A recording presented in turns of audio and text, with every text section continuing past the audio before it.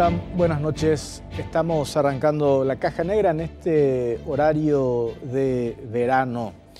Nosotros le estamos aguardando a la fiscal Brígida Aguilar. Ella insistentemente la semana pasada, a través de su abogado, ella misma acercó hasta la producción de la Caja Negra documentos que quería exhibir esta noche en uso de su derecho a réplica. La estamos aguardando, tiene el teléfono apagado.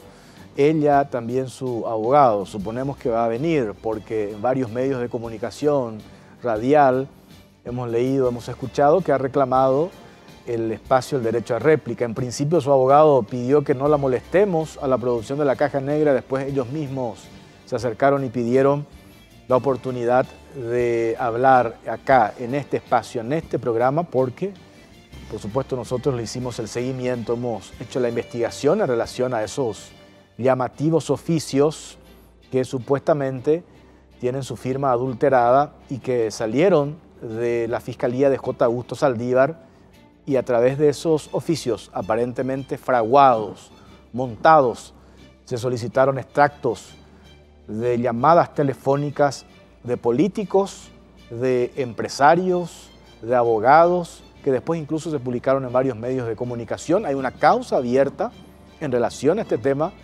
La investigación tiene a su cargo la fiscal Marlene González. Hay un imputado, aparentemente habría otros imputados implicados en esto que nosotros llamamos un esquema montado, así como están las cosas desde la Fiscalía de J. Augusto Saldívar, cuando todavía estaba Brígida Aguilar al frente de esa unidad penal número 1.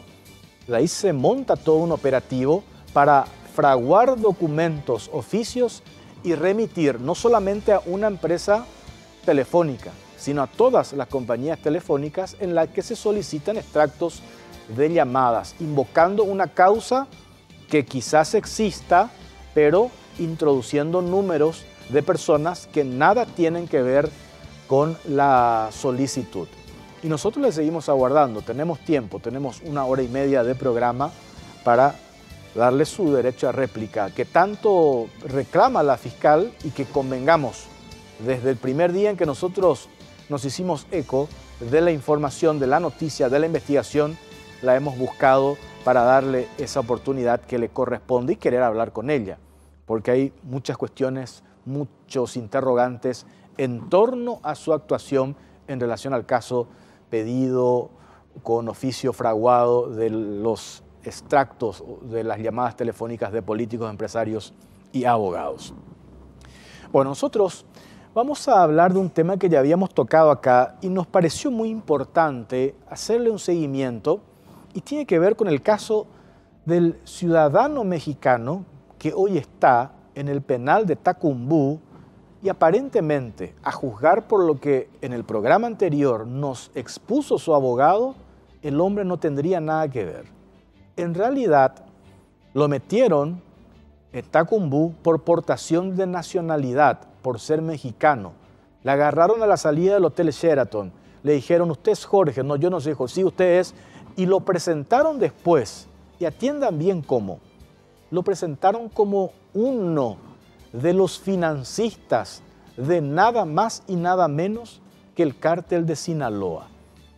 Nosotros, por toda la documentación a la que hemos accedido, aparentemente, de acuerdo a lo que hemos mirado, el Ministerio Público, en su momento a cargo, la agente fiscal Zulia Figuereo, no pudo demostrar ni sostener, hasta ahora no hay una acusación sobre este ciudadano mexicano de nombre Jimmy Wayne Galien Córdoba. Se encuentra recluido hoy en el penal de Tacumbú desde mediados de diciembre del año 2016, luego de ser imputado, acusado por los supuestos hechos punibles de tenencia sin autorización, de drogas peligrosas, tráfico de drogas peligrosas y asociación criminal. Lo llamativo, esto para contextualizar, de toda esta historia o de este caso, es que existen serias incongruencias tanto en el acta de imputación como en la acusación y en los informes proveídos por la Secretaría Nacional Antidrogas que realizó el procedimiento, y en donde surgen dudas acerca de la responsabilidad del ciudadano mexicano en los delitos que se le atribuyen. Desde la defensa de este ciudadano mexicano solicitaron informes a todas las autoridades de México y no hay un solo antecedente que involucre en algún hecho delictivo a este ciudadano mexicano. Nosotros acá nos preguntamos, ¿estamos hablando realmente de una persona sindicada que tiene algo que ver en toda la historia del temible cártel de Sinaloa? ¿O estamos hablando de un hombre que no tiene responsabilidad en toda esta historia y por el solo hecho de ser ciudadano mexicano y por haber realizado una operación comercial con nuestro país, hoy está en Tacumbú?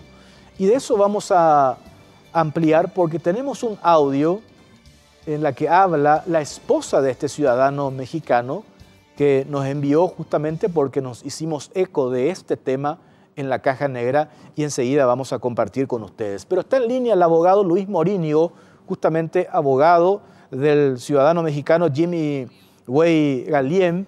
Primero vamos a hablar, si podemos, con el abogado para que nos contextualice el audio y después, Natalia, si te parece, o como digas. A ver, Luis Morínigo, doctor, ¿cómo le va? Sí, muy buenas noches, Jorge Torres, y un placer poder compartir con esa gran audiencia. A ver, doctor, este caso, hoy su cliente está con serios problemas de salud, me dijeron. ¿Eso es así? Es así. Él sufre de una enfermedad, una dolencia bastante complicada, que en los momentos de crisis es prácticamente imposible que él pueda levantarse y también pueda respirar, porque ataca los pulmones y también las articulaciones. Hemos solicitado al juzgado en reiteradas ocasiones la presencia de un médico forense, donde sí, obviamente estuvo en el penal, pero habían recomendado que él sea trasladado a un centro especializado para poder hacer los análisis correspondientes. Él salió del penal de Tacumbú en una ocasión por aproximadamente 2 horas, donde solamente se le practicó un análisis de sangre y análisis de orina, siendo que los análisis que necesita él y el tratamiento para la enfermedad que él tiene, requiere de algo más específico y también con mayor tiempo. Las vacunas que él tiene por el procedimiento que él tiene que tener, tiene que utilizar una vacuna para el sistema autoinmune, lo cual lo dejaría a él aproximadamente 5 días, lo tiene que dejar aislado en sala de terapia intensiva porque bajan totalmente las defensas durante ese tiempo y para que él pueda hacer el tratamiento en forma. Sin embargo, el juez Pablino Escobar, él en reiteradas ocasiones ha corrido traslado a la fiscalía para ver la opinión de la fiscal en referencia a su estado de salud. Y acá estamos ante un grave atentado contra los derechos humanos y también contra la salud del señor Jimmy Wayne, porque la fiscal en aquel entonces, Suyi Figueredo, yo creo que ella habrá estudiado Derecho y no estudió Medicina para poder saber cuál es la gravedad de la enfermedad. Y este pelotero de ida y vuelta, ya son aproximadamente 7 meses donde el señor Jimmy Wayne, hoy ya aquejado de esta enfermedad en condición bastante grave, sigue en el penal de Tacumbú sin poder ir a un centro especializado para el tratamiento. He conversado con el cónsul de su país, el cónsul de México, a los efectos de que podamos tener una ayuda de la embajada para poder, por un estricto caso de humanidad, poder acompañar y que de una vez por todas el señor Pablino Escobar, el juez, pueda permitir que este señor vaya a un lugar y pueda tener un tratamiento como se merece. O si no, creo que vamos a tener un desenlace bastante trágico con este señor, amén de todas las otras violaciones constitucionales por las violaciones del principio procesal de igualdad de oportunidades que no la está teniendo el señor Jimmy Wayne. Creo que existe un ensañamiento de parte de Fiscalía, existe un ensañamiento de parte del juez Pablino Escobar en referencia a este ciudadano mexicano, Jorge Torres. Ahora, nosotros estamos mostrando, doctor, ahora fotografías del Centro de Rehabilitación de la Familia de este ciudadano mexicano, que en el programa anterior hacía referencia a que en realidad su cliente en México se dedica a esta actividad y veo por las fotografías convocatorias importantes y masivas. El señor Jimmy Wayne es licenciado en comercio internacional, siempre se ha dedicado así, es también despachante de aduana, y un negocio familiar en los últimos 15 años es justamente contar con centros de rehabilitación para un centro contra las adicciones, ya sea alcoholismo o la drogadicción. Son varios centros diseminados en todo México y donde han inclusive dado charlas en los Estados Unidos y en Canadá con convocatorias excepcionales, un trabajo con mucha vocación de servicio que lo realiza con su señora esposa y también con un montón de asistentes y con personas que también se han rehabilitado y que hoy ayudan al señor Jimmy Wayne para poder llevar esta noble misión que ellos tienen. Creo que todas estas pruebas que hemos presentado al señor Pablino, que para él no tienen ninguna importancia, yo creo que el hecho de ser mexicano ya lo puso dentro de una misma bolsa a él, dentro del grupo de narcotraficantes, de líderes, de traficantes de armas, etcétera, y verdaderamente estamos alarmados porque creo que se están cometiendo una serie en forma consuetudinaria de violaciones contra este señor. El propio cónsul me ha manifestado que ellos van a seguir de cerca porque no hay elementos suficientes. Yo sé que quizás para muchas personas que hoy están mirando este programa dirán, este señor mexicano seguro que está involucrado, pero si pudieran tener acceso a la carpeta fiscal, te puedo asegurar que dentro de toda esta carpeta no existe un solo elemento que lo pueda vincular al señor Jimmy Wayne. Le han cambiado el nombre de la persona que tenía que venir al Paraguay y lo han colocado a él, como dice su señora esposa, para poder tener un trofeo. Justamente, doctor, tenemos nosotros un audio de la esposa de su cliente, de Jimmy Wayne, y que queremos compartir con la audiencia de la Caja Negra, y por favor no corte, vamos a escuchar, dura casi 5 minutos, Natalia, si ponemos a punto lo que dice la esposa de Jimmy Wayne Gallien, el ciudadano mexicano que hoy está recluido en el penal de Tacumbú. Según sus abogados, la Fiscalía no pudo demostrar su participación en los hechos en los cuales se lo acusa y se lo presenta, como decía recién, nada más y nada menos como uno de los financistas del temible cártel de Sinaloa. Escuchemos lo que dice la esposa del ciudadano mexicano.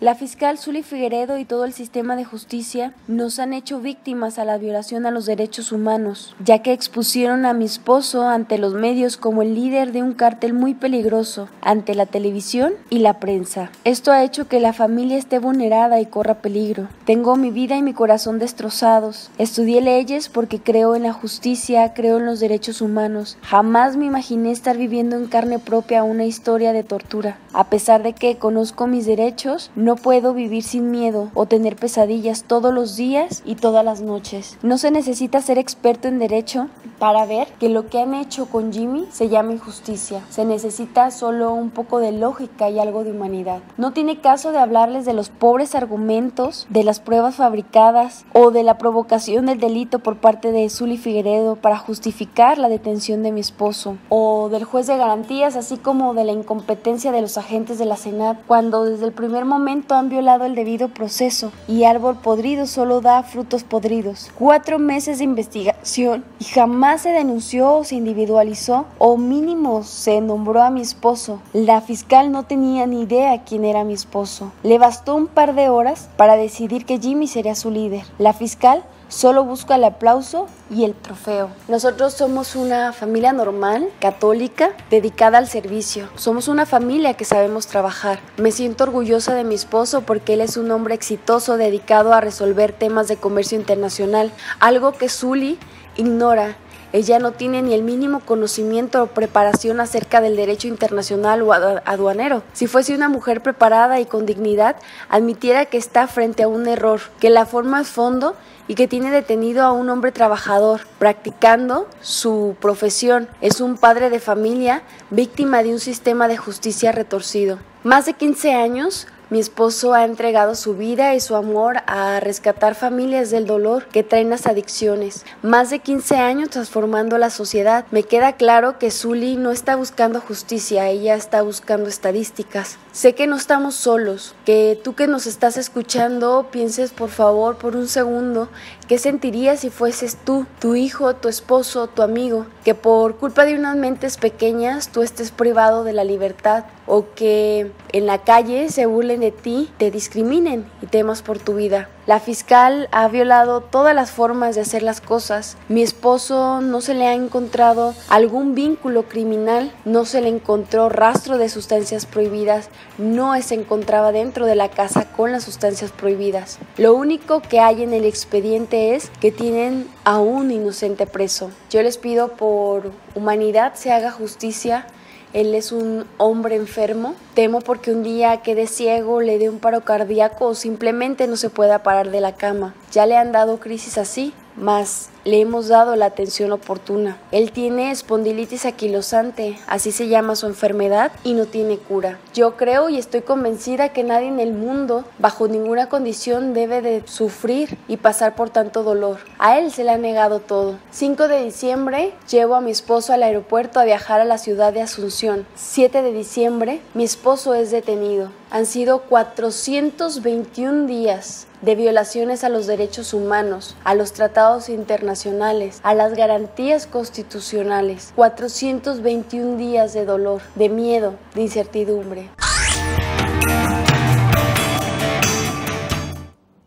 Qué terrible si realmente, doctor, es así como relata esta mujer, la esposa del ciudadano mexicano, porque ahora están escribiendo acá un mensaje y me dicen cómo podemos darle espacio a una persona que está acusada nada más y nada menos por esto que nosotros mencionamos, de ser uno de los financistas del cártel de Sinaloa. Pero acá está lo otro, que justamente nosotros hemos revisado eso que usted hace referencia a toda la documentación en la carpeta fiscal y no hemos encontrado un solo elemento que confirme o que ni siquiera dé indicios de la vinculación de este hombre con toda la historia de la acusación que tiene encima. Es así. El juez de garantías, que solo de nombre es de garantías, porque no garantiza el respeto de los derechos de este procesado, sino que durante todo este proceso, Jorge, él ha creado obstáculos que solamente debilitan los derechos de los imputados y hoy acusados. Es decir, el juez creó una gran brecha insalvable, totalmente desproporcional entre los derechos del imputado señor Jimmy Wayne y las atribuciones del Ministerio Público. Y esto ha hecho que durante todo este proceso se ha violado el principio de bilateralidad, el derecho de ser oído, que es lo lógico. Él no pudo manifestar nunca su postura y existen un montón de elementos que el juez Escobar se ha negado en todo momento. Por ejemplo, la defensa del señor Jimmy Wayne solicitó al juzgado la realización del anticipo jurisdiccional de prueba que consistía en la pericia de voz, o sea, una pericia acústica. El juez inmediatamente corre traslado de este pedido que hicimos nosotros como defensa técnica para oír el parecer del Ministerio Público y luego el juez resuelve no hacer lugar al pedido realizado por la defensa de la pericia acústica en base a la oposición del Ministerio Público. O sea, están, digamos, prácticamente jugando un mismo juego. El juez, que tenía que ser de garantías, no le da ninguna garantía a esta parte. ¿Por qué ellos se han opuesto a realizar la pericia acústica? Por una sencilla razón. En la pericia acústica no van a encontrar absolutamente nada, ni tampoco van a encontrar y van a poder determinar que esa es la voz del señor Jimmy Wayne hablando de narcóticos o de transporte de drogas peligrosas o cualquier otra cosa. Debido a todo esto y todas las falencias que estamos teniendo en este proceso, todas las arbitrariedades, vamos a pedir que se aparte el juez de esta causa, así como también los fiscales que han tenido participación para realizar consuetudinariamente la violación de los derechos humanos. Hemos solicitado al juez Pablino Escobar copia de los CD, de los DVD, el informe pericial que obraban en poder del juez, quien en vez de proveer inmediatamente estas copias, porque son copias de actuaciones a las que la defensa debe tener sí o sí acceso, esto por un imperio constitucional, pero el juez corre traslado al agente fiscal a ver si está de acuerdo a que se nos expida copia. Sin embargo, el Ministerio Público dijo que no, pero ellos solicitaron copia al propio juez para poder ellos tratarla. Mira, la violación del artículo 200 del Código Procesal Penal, las demás defensas se adhirieron a lo solicitado por la Fiscalía por primera, pero la Fiscalía se opone por los artículos 200, el 199 y el 198 del Código Procesal Penal son claros en cuanto al modo de proceder para la apertura y el examen de la correspondencia que es interceptada. Todos los procesos que se están dando aquí en este proceso de narcotráfico están violados, especialmente para el señor Jimmy Wayne. Existen personas que ya han sido desvinculadas de la causa con sobreseimiento definitivo por pedido de la propia Fiscalía, siendo que fueron personas que sí estuvieron vinculadas y hubo cruce de llamados. Sin embargo, al señor Jimmy Wayne se le ha negado en todo momento. O sea, estamos ante una aberración jurídica, estamos ante una arbitrariedad. Se ha decretado la prisión de este señor y de acuerdo a lo establecido en el artículo 36 de la Convención de Viena, se tendría que haber informado dentro de las 24 horas a su embajada. No se hizo, se lo retuvo, no se le dio la oportunidad de comunicar a su embajada y amén de esto que te estoy mencionando, existen dentro de lo que vamos a presentar en estos días por lo menos una veintena de arbitrariedades y de irregularidades en todo este proceso contra el señor Jimmy Wayne y Jorge Torres. Por último, doctor, cuando la esposa de su cliente hace referencia a que la fiscal Zully Figueredo busca un trofeo, ¿qué quiere decir con eso? Y obviamente ellos, resulta que como todos sabemos que la DEA supervisa muy de cerca todos los procesos de narcotráfico y ellos obedecen estrictamente a las instrucciones de la DEA, ellos necesitan encontrar una cabeza principal de proceso. Aquí se ha tomado a un grupo de personas en una residencia en Villa Lisa con 300 kilos de cocaína, pero las personas que estaban en la casa eran simples personas que estaban realizando el trámite de poder seguramente embalar la mercadería o disponerlas para poder llevarla o transportarla a algún otro lugar, pero ellos necesitaban una cabeza de turco, necesitaban un chivo expiatorio, necesitaban decirle a la embajada americana: hemos capturado al líder de la organización criminal. Lo único que fueron tan ineptos que dicen el cartel de Sinaloa, y el señor Jimmy Wayne no es de Sinaloa, él es de la ciudad de Jalisco, que dista a 600 kilómetros de Sinaloa, y donde el señor Jimmy Wayne nunca prácticamente pisó la ciudad de Sinaloa. Sin embargo, lo expuso ante la televisión con los famosos printers en la parte de abajo, poniéndolo líder del cartel de Sinaloa. Entonces creo que tendrían, antes de armar todo este teatro, todo este circo y de estar saltando al ton y el son de la embajada, ellos lo que tendrían que haber hecho el trabajo previo de verificar en qué ciudad nació el señor Jimmy Wayne, de dónde provenía el señor Jimmy Wayne, si tenía relaciones o no con Sinaloa. Sin embargo, obviamente, cuando capturan a alguien aquí en el tema de narcotráfico, prácticamente no existe ningún derecho para esas personas. Existen muchas personas, otras que están hoy recluidas en Tacumbú, que son totalmente inocentes, pero el mote de ponerlo como narcotraficante te limita en la República del Paraguay a que puedas tener una buena defensa y que tus derechos sean escuchados, Jorge. Doctor Luis Morínigo, gracias por su tiempo, muy amable. Muy amable a ustedes, Jorge. Bueno, hablábamos con el abogado del ciudadano mexicano Jimmy Wayne Gallien. Si realmente esta historia es así como cuenta la defensa, como cuenta la esposa de este ciudadano mexicano, o como relata el abogado, que a juzgar por lo que nosotros también vimos de lo que está en la carpeta fiscal, a este ciudadano mexicano lo metieron en Tacumbú por portación de nacionalidad. Hasta ahora la Fiscalía no pudo sostener absolutamente nada, y eso es muy fácil de demostrar. Cuando nosotros preparamos este informe para referirnos en la caja negra, googleamos la historia y efectivamente a este ciudadano mexicano lo presentaron como uno de los financistas, nada más y nada menos que del cártel, del peligroso cártel de Sinaloa. Nosotros vamos a la pausa. A la vuelta vamos a hablar con el doctor Ricardo Preda.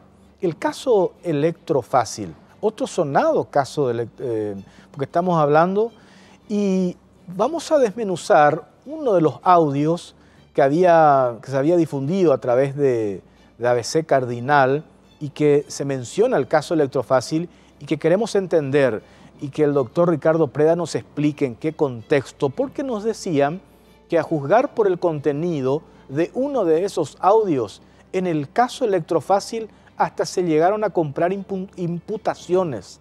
Y eso queremos saber si es verdad. A la vuelta de la pausa, ya venimos.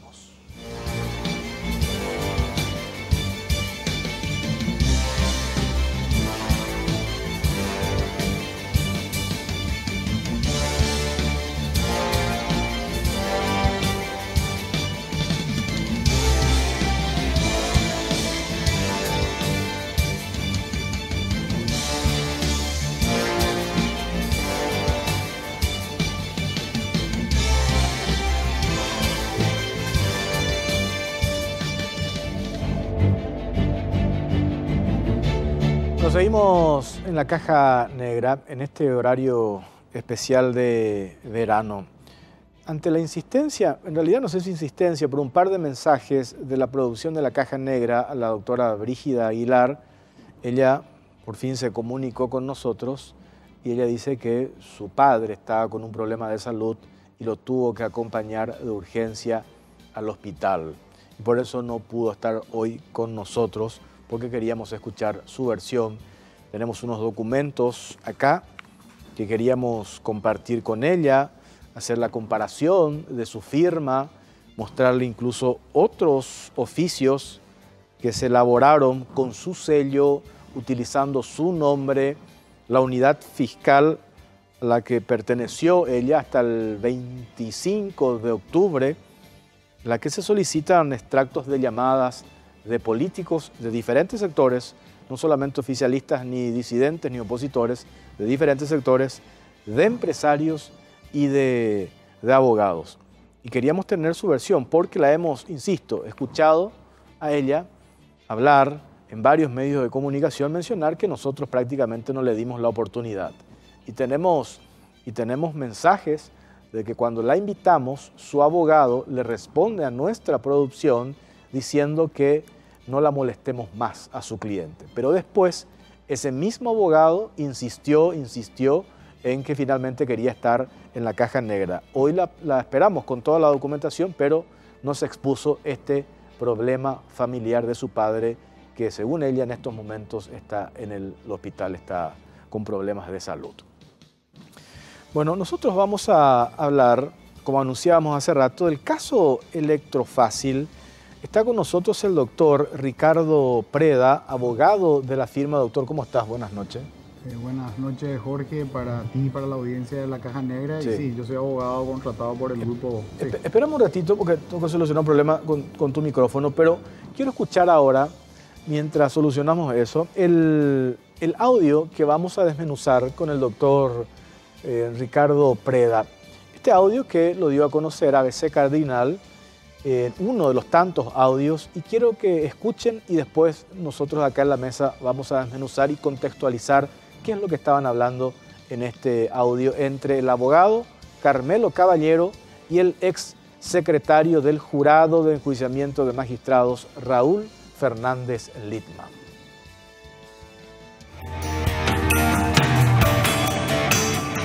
Sí, Raúl, ¿cómo estás? Estamos jugando por el Cuba.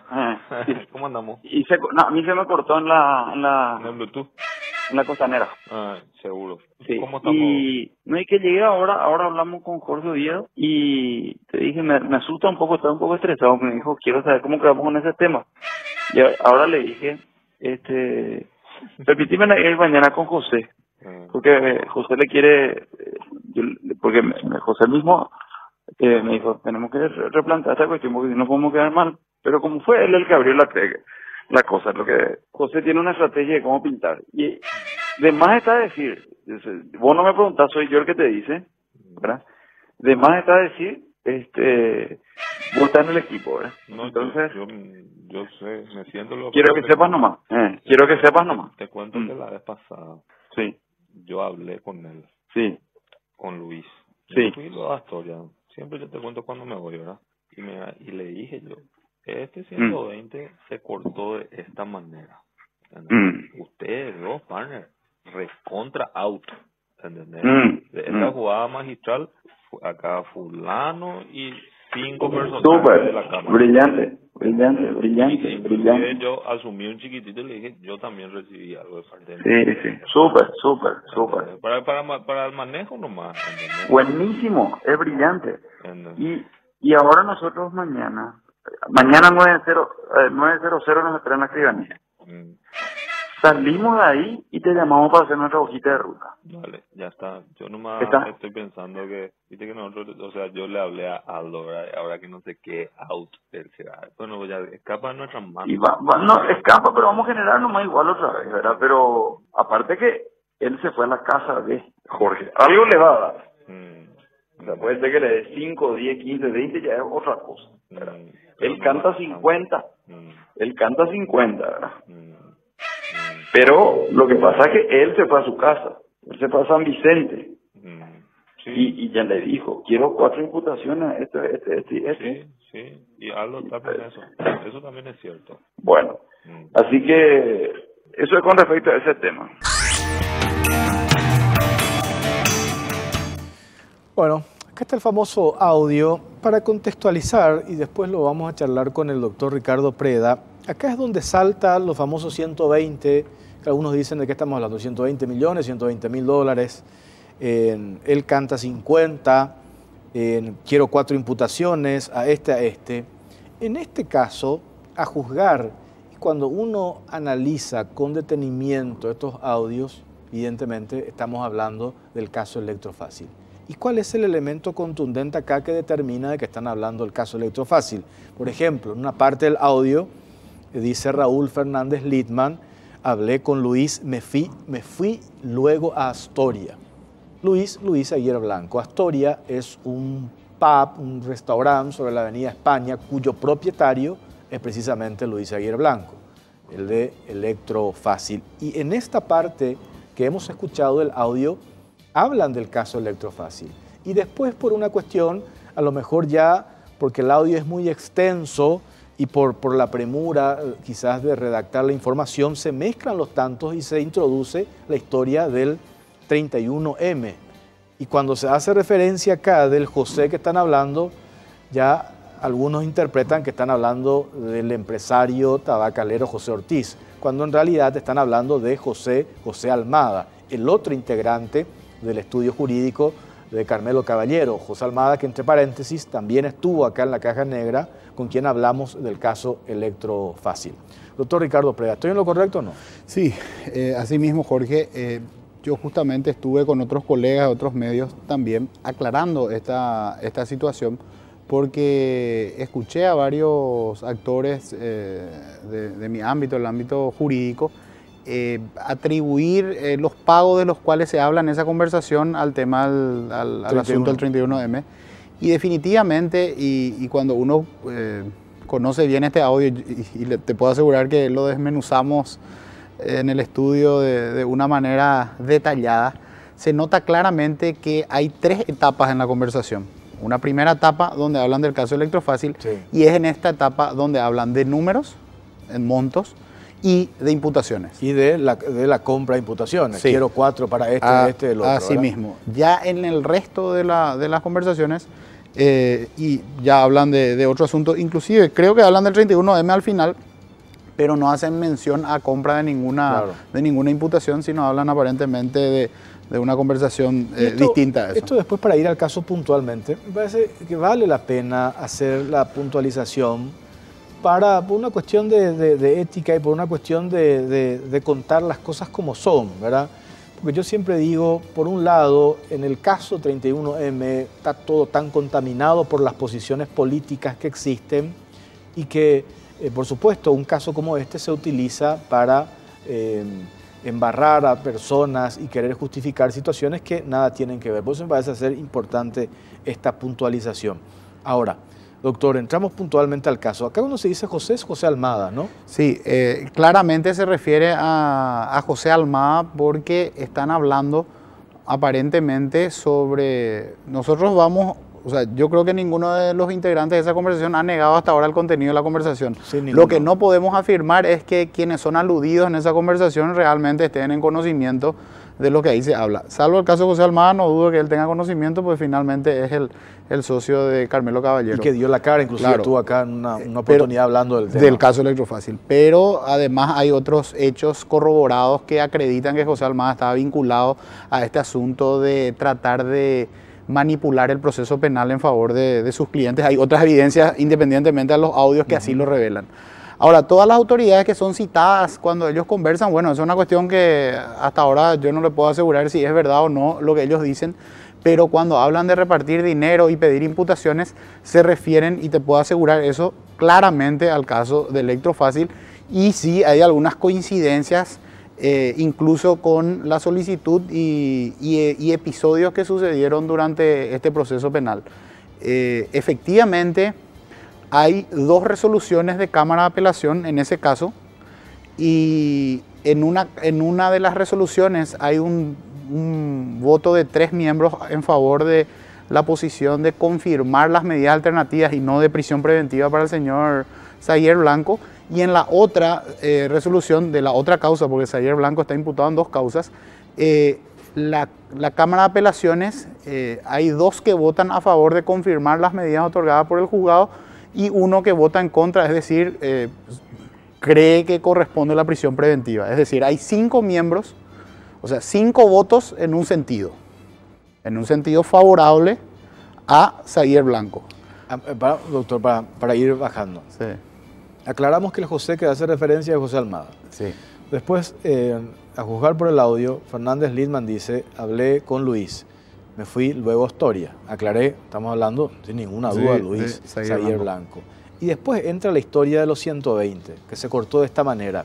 Y en la última parte acá dice, de esta jugada magistral, acá fulano y 5 personal de la Cámara. Es lo que explicaste recién. Sí. Hay 1 que votó en contra. Serían 6 en todo caso. Claro.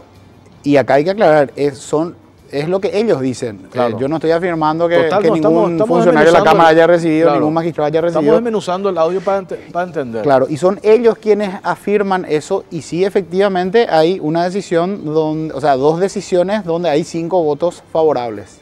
Y a mí realmente, por lo que uno trata de interpretar de lo que dicen, le dicen, ustedes 2 partners están out, le dicen. O sea, lo que se infiere de la conversación es que el Raúl Fernández Lidman se va a lo de Zayer Blanco a rendirle,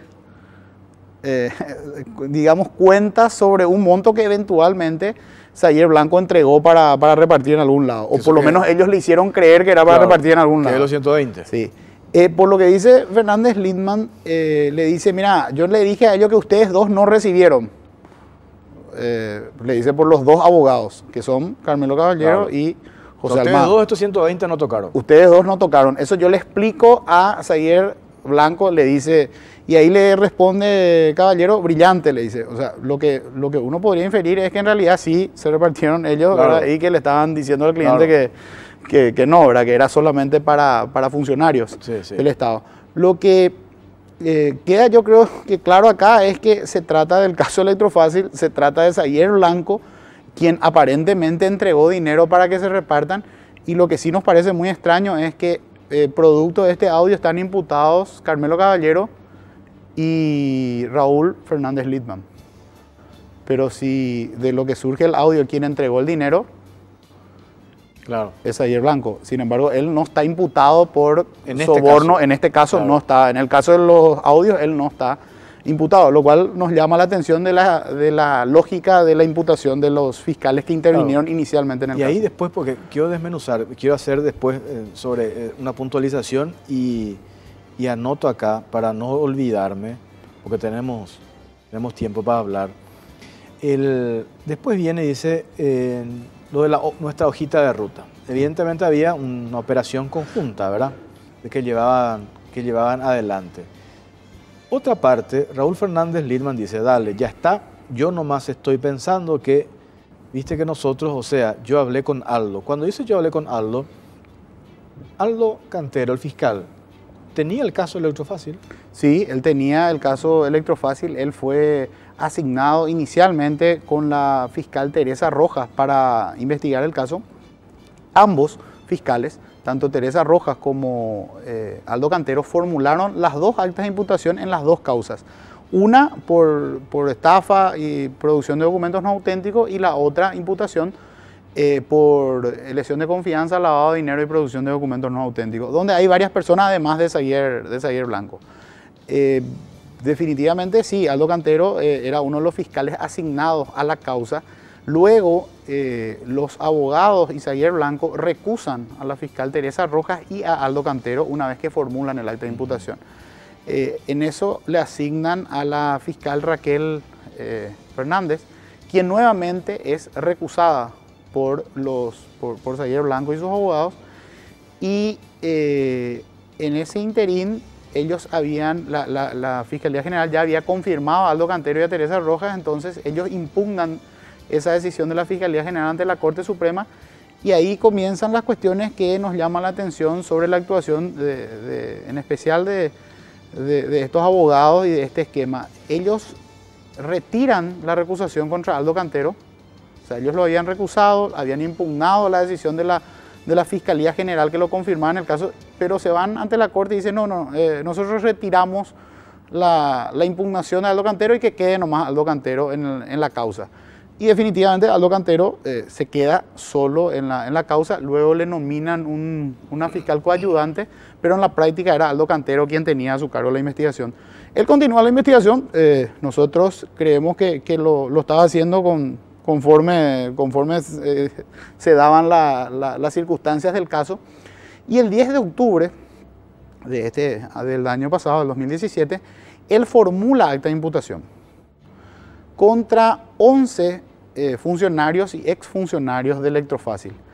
Muchos de estos imputados eran, y en especial 4 en particular, eran testigos que sirvieron sus testimonios inicialmente para la imputación de Zaguier Blanco. O sea, de estos 11 imputados, 4 que son Lidio González, Andrea Vallovera, Gerardo Cardoso y Diego Pineda, que eran testigos del caso. Esos fueron imputados dentro de ese grupo de 11 personas. Y ahí el 10 de octubre del 2017. Y ahí es cuando se presume, cuando se hace referencia, quiero 4 imputaciones, se refieren a esas 4 personas que usted acaba de mencionar. Y sí, eso es lo que uno puede inferir.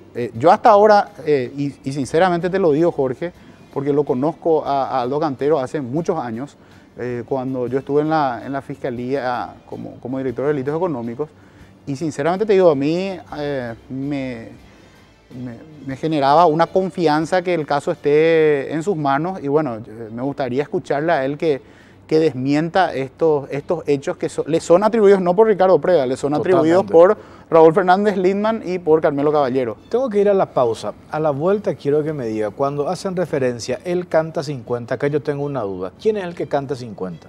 Me responde a la vuelta de la pausa. Seguimos hablando con el doctor Ricardo Preda en relación al caso Electrofácil. Ya venimos.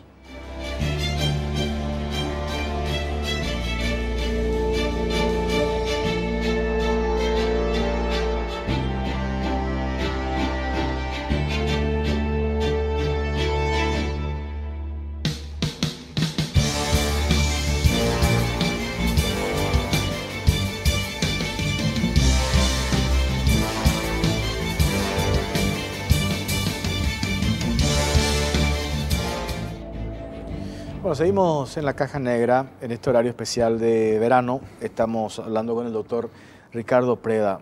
Acá me quedo en esta parte del audio. A ver, antes es Él canta 50. ¿De quién están hablando allí, Él canta 50? Porque yo digo, ¿Oviedo Mato o Aldo Cantero? Jorge, realmente yo tengo exactamente la misma duda, y conversando con un colega tuyo en otro medio, él me aseguraba que para él es claro era que era Aldo Cantero. Aldo Cantero es el aludido, recordemos eso, o sea, no podemos afirmar que sea él. Pero yo creo que lo que a mí por lo menos me parece más que se refieren a Oviedo Mato que él es el que solicitó 50 y que de esos 50 él decidiría cuánto le entregaría a Aldo Cantero. Todo esto en los dichos creo que esta es la parte de los dichos de Carmelo Caballero. Sí. Aparentemente lo que surge es eso. Lo que sí Raúl Fernández Lidman afirma es haber hablado con Aldo. Sí. O sea, y yo hablé con Aldo. Sí, yo hablé con Aldo, dice Fernández Lidman. Y ahí le responde Carmelo Caballero que Aldo habló y incluso se constituyó a la casa de Oviedo Mato, sí. Siempre los dichos de Carmelo Caballero, se fue hasta su casa y que dio a entender como que, bueno, que eso ya quedaba a cargo. Dice, puede ser que le dé 5, 10, 15 sí. o 20, claro. Ya es otra cosa. Claro. Él canta 50. Entonces claro. Ahí uno se hace la relación de esto, en realidad que el que canta 50, uno presume, a juzgar por lo que dice Carmelo Caballero en ese audio, sería Aldo Cantero, ¿verdad? Sí. Y después a esto salta lo de yo quiero 4 imputaciones. Que aparentemente se lo dice Oviedo Mato. Sí, y salen esas 4 imputaciones. Y sí, sale una imputación donde hay 11 personas, entre los cuales 4 son testigos del caso. Claro. Y acá hay una aclaración y a justicia obliga a decirlo, nosotros no nos aprovechamos de ninguna situación para afectar la honorabilidad de ninguna persona. Existen elementos de sospecha acerca de que algunos de esos empleados fueron cómplices de Sayer en la trama de esta historia. De eso nosotros no tenemos ninguna duda. Ahora, en esas imputaciones hay muchas personas que en realidad ni siquiera trabajaban en la empresa cuando las acciones fueron vendidas, con lo cual realmente no tenía razón de ser la imputación. Y además, las calificaciones jurídicas que otorgan en esas imputaciones o que indicó Aldo Cantero en esas imputaciones también nos llama la atención. Ahora, no en cuanto a que sí habían personas que podrían ser imputadas, y eso vale aclarar para dejar en claro esto, porque sí efectivamente hubieron personas que ayudaron y que fueron empleados de Electrofácil, ayudaron a Sayer Blanco y a Mersán de Gasperi a cometer estos hechos. Y después cuando hacen referencia, insisto, a estas 4 imputaciones, digo nomás, incluso la semana pasada un concejal de Asunción presentó una querella contra un empresario refiriéndose a que se compraban imputaciones en el caso 31 de marzo, pero estas 4 imputaciones, o sea, no habla en el audio de la compra de otras imputaciones, solo en esa parte. Entonces ahí digo, ¿cómo es que, porque el audio es muy extenso, cómo se llegan a mezclar los tantos, ¿verdad? Yo creo que uno escuchando los audios es imposible poder inferir de que ahí se está hablando del 31M en esa primera parte. Pero cuando uno ve, yo por lo menos me estaba fijando en una publicación periodística, sí interpretaron como que estaban hablando del bueno, no tengo acá ahora a mano. Sí, yo al mencionar acá, por ejemplo, la primera parte, José tiene una estrategia, ya entre paréntesis le ponen otro apellido, no Almada, José Ortiz. Cuando se redacta esa información. Y después el caso de las imputaciones, hacen, por ejemplo, referencia a que estos 4 imputados son los que coincidentemente pidieron refugio político o asilo, no sé qué figura utilizaron, refugio, pero en Uruguay. O sea, entonces digo más como con esto se mezclaron los tantos, ¿verdad? Pero a lo mejor porque la cantidad de información que uno tiene, imagino yo que uno no tiene todo el tiempo de procesar, pero que es muy peligroso cuando se interpreta algo que en realidad no lo es, que lo estás acusando directamente y haciendo aseveraciones que no corresponden a una persona que quizás nada tiene que ver en toda esta historia. Claro, debo aclarar que yo desconozco obviamente el caso del 31M ni de esas personas que solicitaron su asilo, pero sí te puedo asegurar yo te he mencionado, doctor, porque a mí me dijeron que acá en el audio se hace referencia a 4 imputaciones que se compraron del caso 31M. Claro, entonces, lo que sí te puedo aseverar es que en ese audio no están hablando de... Claro. O sea, yo no conozco el otro caso, pero sí conozco mi caso y acá están hablando de eso. En esa transcripción, que acá lo tenemos, también en esa publicación, ni mencionan esta parte que me parece clave también para entender de lo que están hablando. Usted entiende porque es el abogado del caso.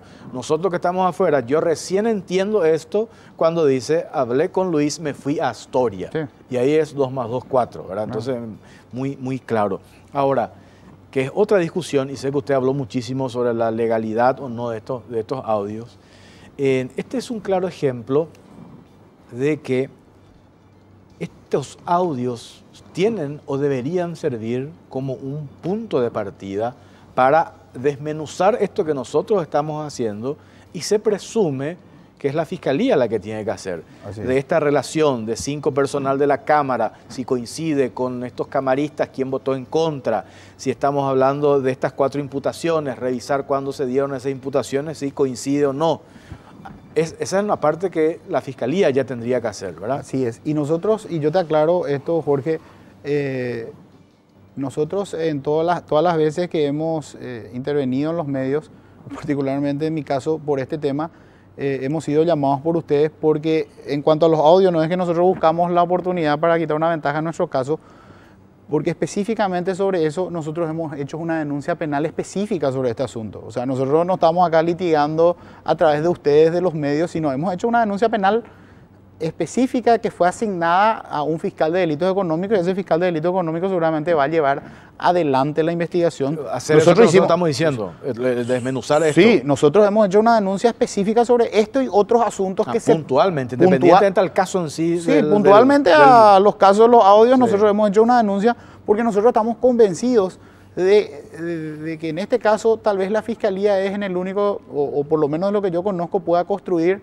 sin tener que depender 100% de los audios. O sea, puede construir su caso de soborno, tráfico de influencia, etcétera, sin necesidad de recostarse sola y exclusivamente en los audios. Porque de hecho, si se agarra en una parte del audio, es un elemento para plantear la nulidad del caso. Sí, o sea, porque, es una hipótesis, ¿verdad? Que podría plantear alguna de las defensas. La lógica te dice que dejar de lado el audio, pero a partir de ese audio construís la historia, como para sostener después una imputación, ¿verdad? Así mismo. Nosotros, por ejemplo, a través de la Ley de Acceso a la Información Pública, solicitamos a la Fiscalía General todo lo que se dio en torno a lo que salió en la prensa, que la fiscal Teresa Rojas le había denunciado al fiscal general un atropello que le hicieron Carmelo Caballero y José Almada en su despacho.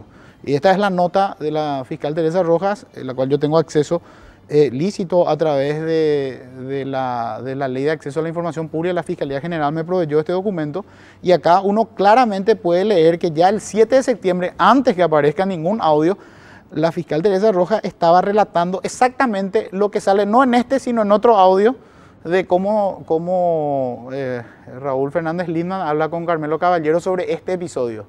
O sea, ¿qué significa eso? Que yo, aunque elimine el audio, sí, yo puedo con estas evidencias construir igual el caso de que efectivamente estaban traficando influencia, estaban coaccionando a un fiscal, estaban tratando de manipular un proceso penal a través de amenazas y coacciones, ¿verdad? Entonces, yo te puedo asegurar que este caso es muy claro, que finalmente estas personas estaban recurriendo a estas modalidades para tratar de desviar por otra vía el proceso penal. Bueno, refiriéndonos, dicho todo esto en relación al tema del audio, para parar un poco la pelota, digo, y le escuché el otro día al doctor Osvaldo Granada Salaverry mencionar que, no le digo ingenuos a ustedes, ¿verdad?, pero tratando uno de seguir los canales correspondientes y después uno se entera de que, no quiero decir que le estaban durmiendo, pero qué sensación incómoda, ¿verdad? Porque digo para ustedes que están trabajando, que están litigando y utilizando los canales o los conductos debidos, y cuando uno se entera que en realidad estaban yendo por otro camino para apretar a fiscales, para cocinar casos que ustedes lo están llevando con mucho profesionalismo, ¿no? Claro, en realidad uno, y acá hay que ser claro, nosotros ya veníamos advirtiendo estos hechos y te puedo mostrar escritos desde julio, donde nosotros ya veníamos denunciando. Por eso te digo que en este caso hay muchas evidencias extra audio. Nosotros veníamos denunciando hechos muy llamativos que se dan en el proceso. En el que se dice, obviamente teníamos una sospecha clara de que habían personas y habían ciertas influencias que se estaban utilizando para desviar el proceso penal. Ahora, si me preguntás cómo yo me siento, y en realidad no me considero ni ingenuo ni me siento mal. Claro. O sea, por eso te puedo mirar a la cara. Yo creo que hay personas que no van a tener por mucho tiempo la posibilidad de mirarle la cara a ningún profesional decente en este país. Y yo creo que ellos deberían estar con un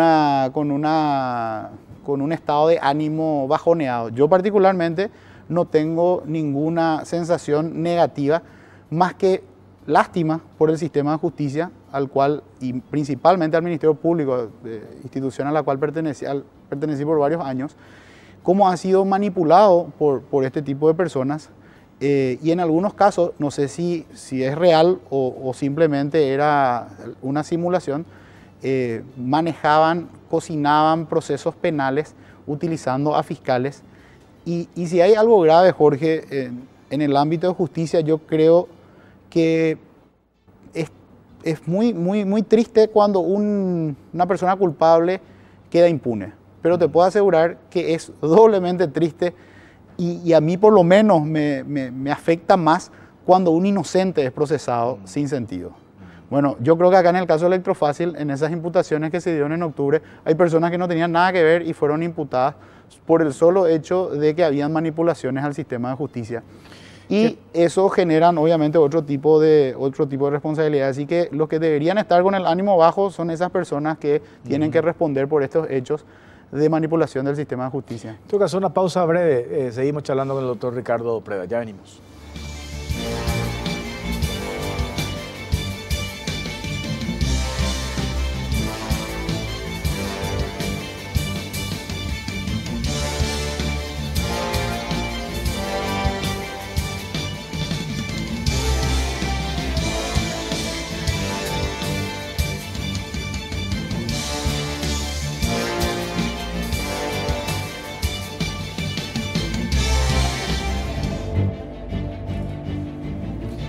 Bueno, seguimos en la caja negra. A ver, hoy el caso, para cerrar esta parte, pues después quiero consultarte otra cosa, aprovechando tu gentileza, doctor. ¿Cómo está, independientemente del caso audio, lo que se planteó hoy, el caso Electrofácil, en qué instancia, en qué etapa está? Bueno, el proceso está ahora en etapa de investigación. El fiscal Aldo Cantero, antes de inhibirse, y acá hay que recordar que el fiscal Aldo Cantero también se inhibió justamente porque fue aludido en los audios. Él se inhibe por ese motivo. El fiscal Aldo Cantero había pedido prórroga extraordinaria y ahí tampoco hay nada que criticar a su gestión. Definitivamente hacía falta una prórroga extraordinaria porque hay algunas pericias que deben realizarse para cerrar el caso. O sea, básicamente están pendientes la realización de algunas pericias y con eso el caso, definitivamente la investigación al menos va a quedar cerrada y bueno, dependerá del fiscal que tiene a su cargo la investigación decidir la acusación o no de las personas que están imputadas. ¿Y quién es el fiscal, ya que se inhibió, Aldo Cantero? Bueno, la fiscal que fue seleccionada fue la fiscal Alba del Valle y también la fiscal Daniela Benítez. La fiscal Daniela Benítez, que estuvo durante la feria, fue nuevamente recusada por Xavier Blanco y sus abogados y le designaron a la fiscal Silvano Atazú, que justamente había dictaminado que Xavier Blanco se le debería dictar nuevamente la prisión preventiva por estar obstruyendo la investigación a través de dos asuntos que ya nosotros hemos tocado también, del tema de presentación de documentos falsos y tasaciones fraguadas dentro del proceso penal. ¿Ustedes se vieron obligados a hacer esta aclaración en relación a los audios, a esta parte, esa puntualización de que efectivamente se estaba hablando del caso de ustedes? No, de hecho que nosotros cuando formulamos nuestra denuncia penal presentamos con nuestra denuncia una transcripción escrita de todo el audio, de todo, incluso lo que habla de otras cuestiones, no solamente este audio que escuchamos acá, sino de otros para que se entienda en el contexto de cómo estaban manipulando el proceso. Tengo 7 minutos. Quiero cambiar de tema, porque hoy tenía que estar acá la fiscal Brígida Aguilar a hablar del caso de los extractos de esos oficios aparentemente fraguados que se remitieron a todas las compañías telefónicas que operan en nuestro país. Eso sí, ya tenemos la certeza de que efectivamente esos oficios se enviaron a todas las compañías, no solamente a una en particular que sí respondió esa información remitiendo los extractos que después se publica en varios medios de comunicación. Oficios que se dieron no solamente en el mes de octubre, porque eso también queríamos nosotros preguntarle a la fiscal Brígida Aguilar, porque ella dice, esos oficios que hacen referencia al mes de octubre prácticamente yo ya estaba de salida, pero nosotros tenemos copias de otros oficios, de otras fechas que se solicitaron o que se remitieron a otras compañías telefónicas. Tengo acá una nota, por ejemplo, del 24 de enero, de ahora no más, que firma Brígida Aguilar, esta que envía a la gente de Personal, esta envía a la gente de Claro, esto envía a la gente de Vox. Esta nota acá de Personal dice: abogada Brígida Elizabeth Aguilar Fernández, agente fiscal de la Unidad Penal de Ejecución número 4 de la ciudad de Luque, que es donde está ahora ella. Antes estaba hasta el 25 de octubre, estuvo en la Unidad Penal número 1 de J. Augusto Saldívar. Dice la nota: tiene el agrado de dirigirse al encargado de la firma más arriba, en este caso es una compañía telefónica, es Personal, a fin de solicitar se me provea informe si la suscribiente Brígida Elizabeth Aguilar Fernández, con cédula de identidad tanto, ha solicitado algún pedido a la compañía a su cargo, sea requerimiento fiscal, en caso afirmativo tenga bien hacerme entrega, copias autenticadas de los años correspondientes, 2017. Sin otra particularidad, aprovecho la oportunidad y Brígida Aguilar firma con su sello y con su firma. Esto se puede plantear de esta manera, digo, sin reducirnos a la figura de Brígida, un agente fiscal, sea Brígida o otro agente fiscal, puede pedir sin invocar una causa en particular a alguna compañía telefónica o a otra empresa información de este tipo.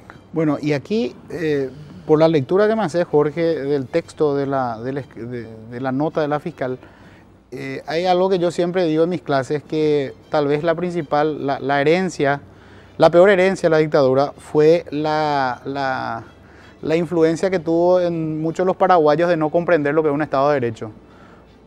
Uno no tiene la facultad de hacer algo porque ostenta un cargo. En un Estado de Derecho uno tiene la facultad de realizar algo cuando se dan los presupuestos que la ley establece para hacer ese algo. O sea, ese es el contexto general. Ahora el particular. Sí, no, pero eso ¿qué quiere decir? Hablando así mal y pronto. O sea, no es que yo pido algo porque soy fiscal. Porque soy fiscal yo. No. O sea, ni porque soy juez. Y ahí estoy en una delgada línea cuando usted hace referencia a lo de la dictadura, las consecuencias, lo del abuso de poder. Sí. Yo no puedo pedir una información porque yo soy fiscal. Claro. O sea, ni aunque podamos decir, tengo un legítimo interés, ¿verdad? O sea, vamos a suponer que yo soy fiscal y me jodieron. Y yo no le puedo pedir el extracto de la cuenta de la persona que me jodió al banco, porque yo soy fiscal y yo soy Ricardo Preda y soy agente fiscal y le pido un extracto bancario. ¿Cómo se debe proceder en este caso? En ese caso, si ella considera que dentro de esa empresa o en documentos que están en esa empresa hay evidencia de la comisión de un delito donde ella fue víctima, ella debería denunciar ese delito. Obviamente va a ser asignado a una fiscal que no va a ser ella, esta persona, y solicitarle a esa fiscal que en el marco de esa investigación, si esa fiscal lo considera pertinente y conducente, solicitar esa información. No es que yo, porque soy fiscal, puedo pedir información a cualquiera. No, yo puedo pedir cuando se dan los presupuestos que la ley establece. Y en este caso, un fiscal puede pedir información a un ente privado o un ente público según el artículo 228, y para ello obviamente debe mencionar en el marco de qué proceso penal lo solicita. Yo, por lo que me leíste, no escucho ahí que el pedido se haya enmarcado en un marco, en un proceso penal. No figura. Y no creo que figure porque está solicitando información de ella misma, ¿verdad? En ningún lado figura. No. Esto mismo, dejando de lado que sea un agente fiscal, yo como ciudadano, yo Jorge Torres, me voy a una compañía telefónica y digo, ¿quién pidió mis extractos? Tampoco ellos me pueden dar. De hecho hubo casos en personas cuyos extractos se ventilaron después por allí, le pide a una compañía telefónica en particular, le dice, no, eso tiene que venir a través de una causa. Yo no le puedo entregar, siendo que es titular de la cuenta. Sí. O sea, de su número es suyo, no le dieron. Claro, lo que pasa es que el número es tuyo, pero la información que solicita un fiscal o un juez en el marco de un proceso, justamente está en el marco de ese proceso, y el artículo en el Código Procesal Penal establece bien que los que forman parte de la investigación o los terceros que por alguna circunstancia tienen conocimiento de actos de investigación tienen igual el deber de secreto sobre las actuaciones de una investigación. Entonces, a mí sí me parece fundada que la empresa de celular le diga a un usuario suyo, yo no te puedo decir qué fiscal solicitó información sobre vos porque esa es una información que se da en el marco de una investigación penal y no tiene por qué la empresa celular revelarle al cliente que el fiscal fulano pidió en el marco de una investigación. Ahora, esa nota que vos me leíste, en ese caso la Telefónica lo que le puede decir a esa persona es decirle, acá no se dan los presupuestos para que yo te pueda informar, porque acá no me estás diciendo que esto se pide en el marco de una causa y yo no tengo por qué entregarte información porque vos tentás un cargo. Yo te puedo entregar información si se dan los presupuestos que la ley establece. Por más de que la empresa telefónica, en este caso a la que se solicita esta información, revise y encuentre que efectivamente se pide información a nombre de esta fiscal. Sí. Independientemente de eso. Claro, independientemente de eso. O sea, yo creo que la compañía telefónica no tiene por qué entregarle a una fiscal, porque en todo caso ella se puede presentar, y eso ya depende de la empresa celular, se puede presentar como una ciudadana. Claro. Y decirle, alguien invocó mi nombre ante ustedes. Claro, bueno, que es lo mismo. Sí, pero no invocando su cargo. Su condición de fiscal. O sea, claro, su condición de fiscal para tal vez... Yo no creo que un abogado de alguna telefónica se confunda y crea que tiene el deber de informar, porque propiamente te digo, porque no tiene ningún deber de informar. Se usa, en esta nota, por ejemplo, se usa el logo del Ministerio Público. Es una nota como en su condición de fiscal la que hace. Sí, de hecho que invoca su cargo. Invoca su cargo. A ver si me puede mostrar esta nota. Invoca el cargo. Acá está el logo del Ministerio Público y acá está la firma, su sello, agente fiscal, ¿verdad? Bueno, de todo esto nosotros queríamos hablar con Brígida, con la fiscal, pero estimosamente no pudo estar con nosotros. Me dicen que tengo que hacer 2 minutitos, ¿me esperas, doctor? Sí. A ver, una pausa cortita, ya venimos.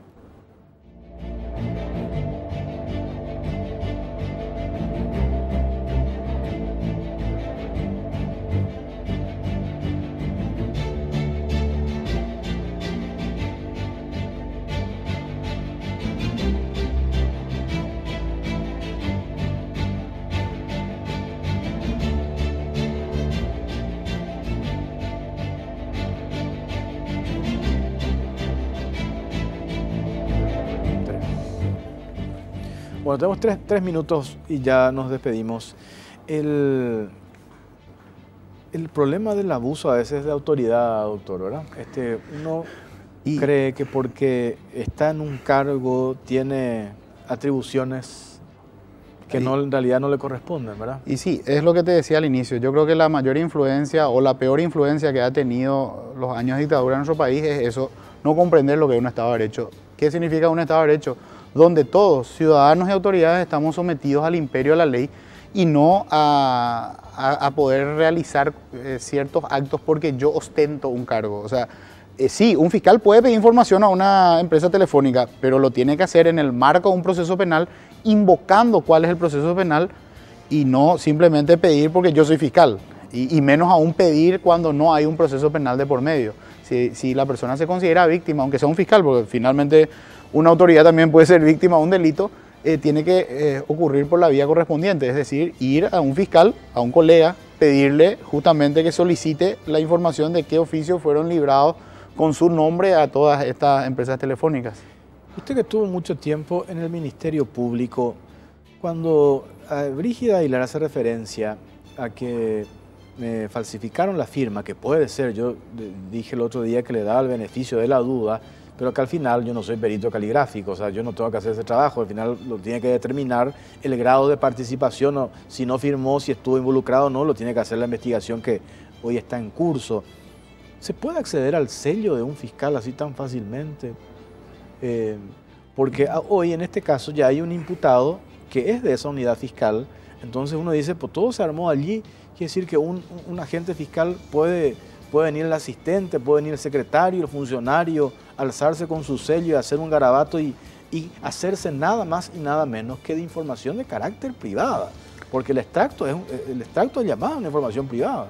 Así mismo, sí. En cuanto al acceso a los sellos, sí, el acceso a los sellos es muy común que los funcionarios del fiscal en cuestión tengan acceso a esos sellos y obviamente la mala utilización que hagan de ellos las personas es imposible de prever, pero desde un punto de vista práctico también es imposible que el fiscal siempre ande con el sello y no haya otro, porque eso en la práctica va a ocasionar dificultades al trámite diario, porque muchas veces el fiscal firma muchos documentos y bueno, hay un funcionario que le va a poner el sello y tiene sentido que el sello esté a disposición de los funcionarios. El tema es que uno siempre confía. Yo tenía funcionarios y tenían acceso a mi sello, pero nunca tuve un episodio como este, ¿verdad? Y hay cientos de fiscales que le confían sus sellos a sus funcionarios y nunca les ha pasado esto. Doctor Ricardo Preda, un gusto. Gracias por su tiempo. Muchas gracias y saludo a la audiencia. Bueno, gracias por acompañarnos. La fiscal Brígida Aguilar tiene las puertas abiertas en la caja negra, en el horario del programa, por supuesto, para hacer uso de su derecho a réplica. Y lo que a nosotros, o a mí en particular, me preocupa es que la fiscal, a juzgar por sus declaraciones en diferentes medios, está más preocupada en cuestionarnos a nosotros, que hemos dado a conocer esto antes, en abocarse a la tarea de insistir y de descubrir si en realidad desde el año pasado, no solamente desde el mes de octubre, sino mucho antes, estaban instrumentando desde la unidad fiscal donde ella estaba su nombre, su firma para remitir oficios a empresas telefónicas y hacerse de una manera ilegal de los extractos de llamadas entrantes y salientes de políticos, empresarios y abogados. Gracias por acompañarnos. Buenas noches.